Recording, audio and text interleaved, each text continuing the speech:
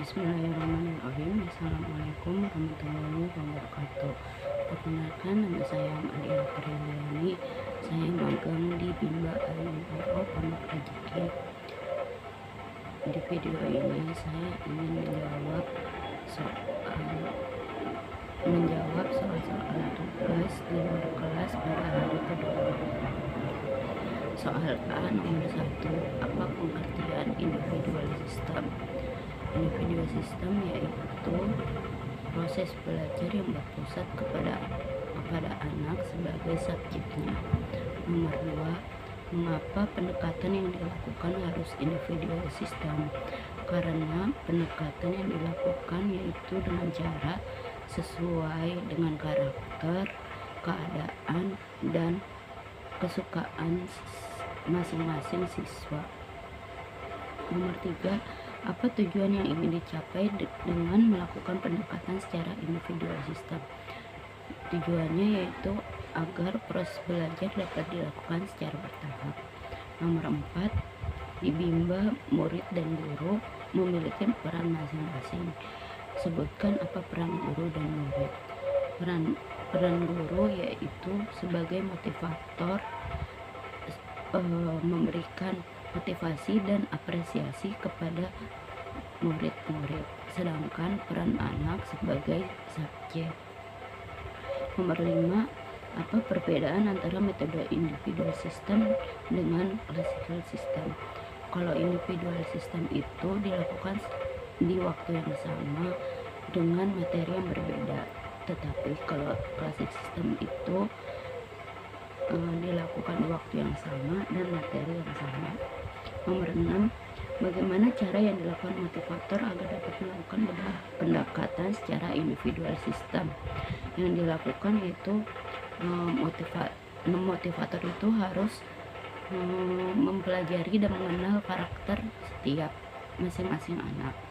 Nomor 7, apa dampak yang akan terjadi bila pendekatan dilakukan secara individual? Dampaknya yaitu anak-anak menjadi bersemangat dan berantusias dalam kegiatan belajar. Nomor 8, apa dampak yang akan terjadi bila pendekatan dilakukan secara klasik sistem? Yaitu anak menjadi malas dan tidak bersemangat belajar. Terus soal B nomor 1, apa pengertian variation skill?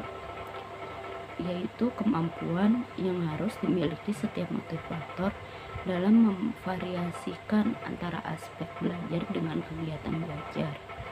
Nomor 2, mengapa kegiatan belajar harus divariasikan?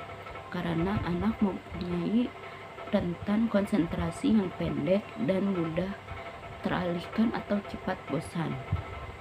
Nomor 3, apa tujuan yang ingin dicapai dengan memvariasikan kegiatan belajar? Agar anak tidak merasa bosan, semakin tertarik dan bersemangat, antusias dalam proses bermain sambil belajar. Nomor 4, sebutkan 3 aspek belajar, yaitu kemampuan afektif, kognitif, dan psikomotorik. Nomor 5, kegiatan apa yang termasuk aspek kognitif? Yang termasuk aspek kognitif yaitu kegiatan membaca dan berhitung. Nomor 7, nomor 6, kegiatan apa yang termasuk aspek afektif? Yang termasuk kegiatan afektif itu contohnya bernyanyi, berdialog, berdongeng, dan bercerita. Nomor 7, kegiatan apa yang termasuk aspek psikomotorik? Yaitu menangkap, warnai, dan lain-lain. Nomor 8, bagaimana cara motivator memvariasikan kegiatan belajar dengan aspek belajar? Yaitu dengan cara berbahasa Bimba, bermain modul, baca Bimba AIUO, dan membaca buku cerita.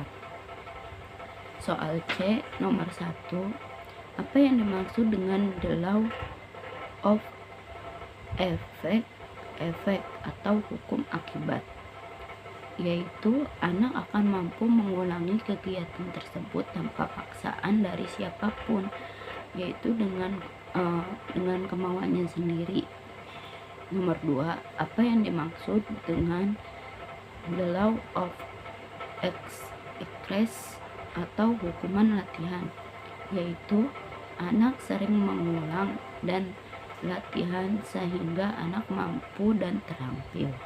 Nomor 3, apa yang dimaksud dengan the law of readiness atau hukuman kesiapan, yaitu anak akan siap ke tahap selanjutnya dan proses belajar akan semakin menyenangkan bagi anak-anak.